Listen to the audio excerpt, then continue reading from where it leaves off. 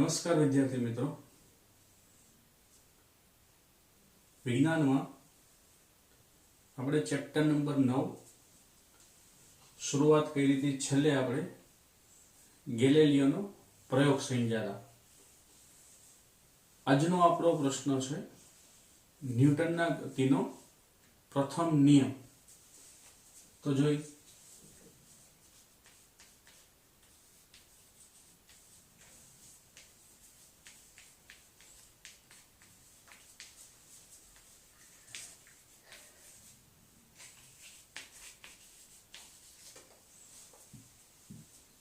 આને જડત્વનો નિયમ પણ કહેવાય.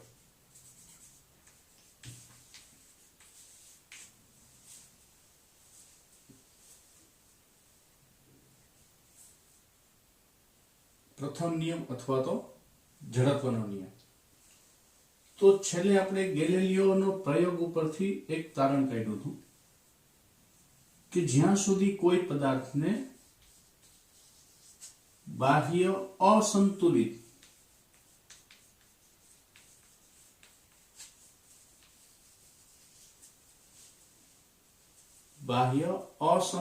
બળ ન આપવામાં આવે તો એ પોતાની જે અવસ્થા છે એ ચાલુ રાખશે.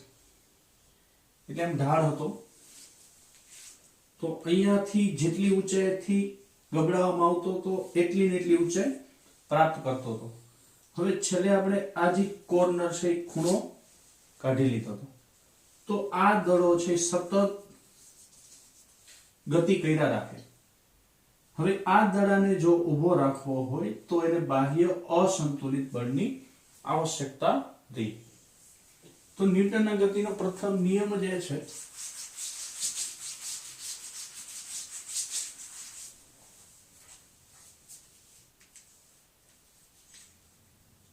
જ્યાં સુધી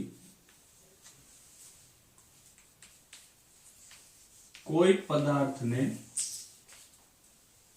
બાહ્ય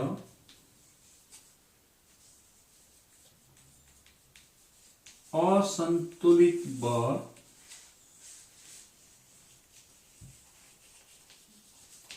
આપવામાં ન આવે ત્યાં સુધી પદાર્થ પોતાની અવસ્થા, હવે પોતાની અવસ્થા કઈ તો હું કૌંસમાં દર્શાવું છું, પોતાની મૂળ અવસ્થા એટલે સ્થિર પદાર્થ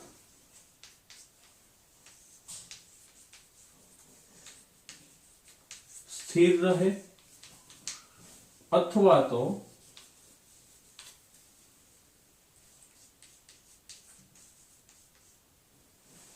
ગતિમાન પદાર્થ પોતાની અચળ ગતિ જાળવી રાખે, પોતાની મૂળ અવસ્થા જાળવી રાખશે. જો ફરીથી એકવાર સમજીએ કે જ્યાં સુધી કોઈ પદાર્થને બાહ્ય અસંતુલિત બળ ન મળે. ધારો કે એક પદાર્થ છે, આ પદાર્થ એક જગ્યાએ સ્થિર છે. હવે આ પદાર્થને કોઈ બાહ્ય બળ આપવામાં ન આવે ત્યાં સુધી આ પદાર્થ અહીંયા સ્થિર રહેશે અથવા તો આ પદાર્થ અહીંયા ગબડે છે તો આ ગતિમાં છે, આ પદાર્થ આ દિશામાં ગતિમાં છે. તો જ્યાં સુધી આ દડાને કોઈ બાહ્ય બળ નહીં આપી ત્યાં સુધી આ પદાર્થ છે એ એની અવસ્થા જાળવી રાખશે.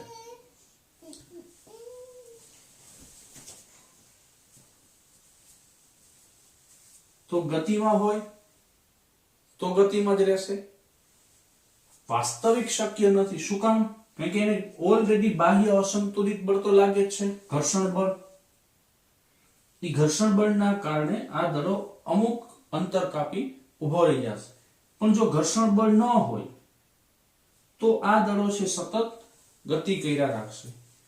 એટલે ફરી એકવાર કે જ્યાં સુધી કોઈ પદાર્થને બાહ્ય અસંતુલિત બળ ન આપવામાં આવે ત્યાં સુધી પદાર્થ પોતાની મૂળ અવસ્થા જાળવી રાખે છે. એ મૂળ અવસ્થા સ્થિર પદાર્થ હોય તો સ્થિર રહેશે અને ગતિમાં હોય તો ગતિ જાળવી રાખશે. અને ન્યૂટનના ગતિનો પહેલો નિયમ કહેવાય. હવે એને જડત્વનો નિયમ પણ કેમ કહેવાય? તો જડત્વ એટલે શું? કે પદાર્થની પોતાની અવસ્થા જાળવી રાખવાના ગુણધર્મને જડત્વ કહેવાય. તો કોઈ પદાર્થ છે ને શું રહેવું હોય? સ્થિર રહેવું હોય. જે એની પોતાની જે અવસ્થા છે એને કન્ટિન્યુ રાખવી હોય. સ્થિર પદાર્થ હોય તો સ્થિર રહેવું હોય. તો આ સ્થિર રહેવાની જે એની પાસે ગુણધર્મ છે એને શું કહેવાય? જડત્વ. એટલે આ નિયમને જડત્વનો નિયમ પણ કહેવાય. તો જડત્વ છે એ સમજવાના ઉદાહરણ લઈ. જડત્વના 3 પ્રકાર: સ્થિર સ્થિતિનું જડત્વ, બીજું ગતિનું જડત્વ અને ત્રીજું દિશાનું જડત્વ. ત્રણેય ઉદાહરણ જોઈએ. માનો કે સ્થિર સ્થિતિનું જડત્વ આપણે સમજવું છે એનું ઉદાહરણ લે. તમે બસમાં બેઠા છો. બસમાં બેઠા છો એટલે સ્થિર છો, સીટ ઉપર તમે કમ્ફર્ટેબલ બેઠા છો. હવે તમને ખબર નથી અને અચાનક બસ ચાલુ થાય તો શું થશે? ચલો, બસમાં બેઠા નથી, ઊભા છો, તમને સીટ મળી નથી અને તમે બસમાં ઊભા છો. હવે તમે ક્યાંય પકડેલું પણ નથી, સીટ પણ નથી પકડેલી, ઉપર પણ નથી પકડેલું, તમે ઊભા છો અને તમારા મિત્ર સાથે વાત કરો છો. એવામાં અચાનક ગાડી સ્ટાર્ટ થાય તો આપણે બધાને ખબર શું થવાનું છે? પાછળની તરફ આપણે પડવાના છે. તો આવું કેમ? તો તમે બસમાં સ્થિર છો, તમારી અવસ્થા કઈ છે? સ્થિર છે. હવે નીચેથી બસ ચાલુ થવાની છે પણ તમારે હજી સ્થિર રહેવું છે, કારણ કે જડત્વ નિયમ છે. તો સ્થિર રહેવાના કારણે બસ નીચેથી જેવી ચાલુ થાય એવું શરૂઆત આપણને પગ પર બાહ્ય અસંતુલિત બળ લાગવાની શરૂઆત થશે. એટલે સીધા પેલા એક્સેપ્ટ કરતા નથી. એટલે આપણે સ્થિર રહેવાના કારણે પાછળ આપણી મૂળ જગ્યા ક્યાં હતી? બસ તો નીચેથી ચાલુ થઈ, એટલે આપણે પાછળની તરફ પડી જાય છે. રાઈટ? તો આ ઉદાહરણ હતું સ્થિર સ્થિતિનું. હવે સમજીએ ગતિનું જડત્વ. હવે આ જ બસ કન્ટિન્યુ ચાલુ થઈ ગયું, તમે પડ્યા હતા, વળી પાછા ઊભા પણ થઈ ગયા, વળી પાછા મિત્ર સાથે વાત કરવા માંડ્યા. હવે તમારી બસ ઓલરેડી ગતિમાં આવી ગઈ, સ્પીડમાં આવી ગઈ. ઓછામાં ઓછી 60ની સ્પીડે તમારી બસ જાય છે. તમે તો તમારા મિત્ર સાથે વાત કરવામાં મશગુલ છો.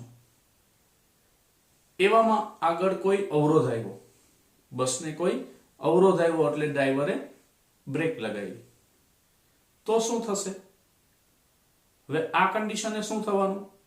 તમે કઈ તરફ પડવાના? આગળની તરફ. કઈ તરફ? આગળની તરફ. તો આ વખતે શું થયું? બસ ઓલરેડી ગતિમાં, તમે એની સાથે ગતિમાં.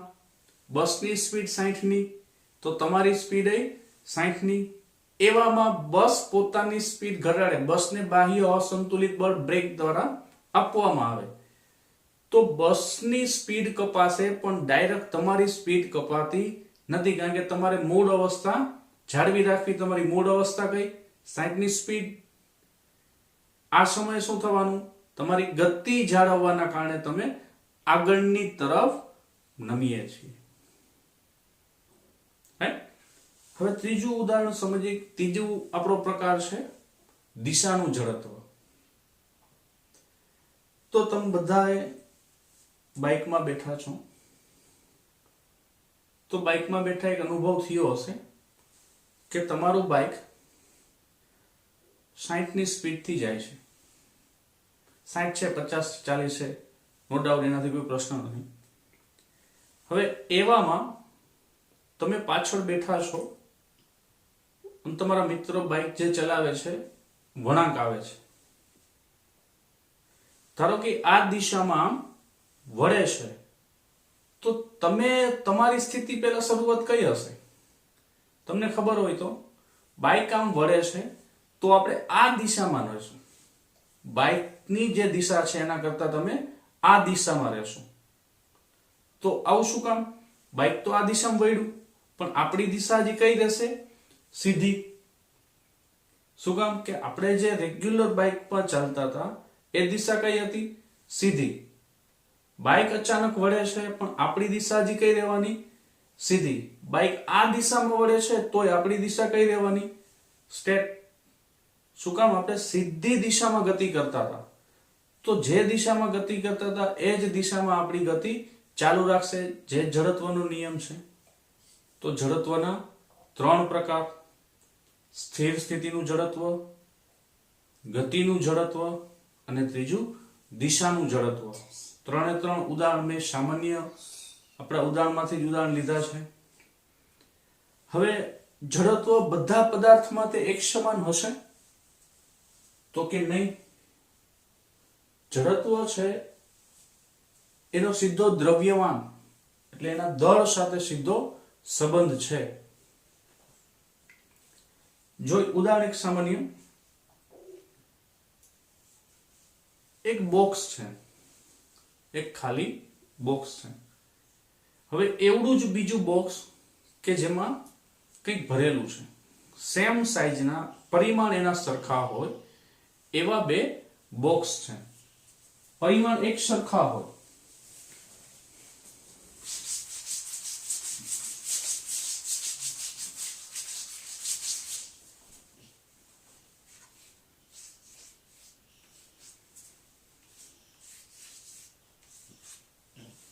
ચલો, 2 એક સમાન ચોરસના 2 બોક્સ છે। હવે આ બોક્સની અંદર કંઈક વસ્તુ ભરેલી છે અને આ ખાલી છે।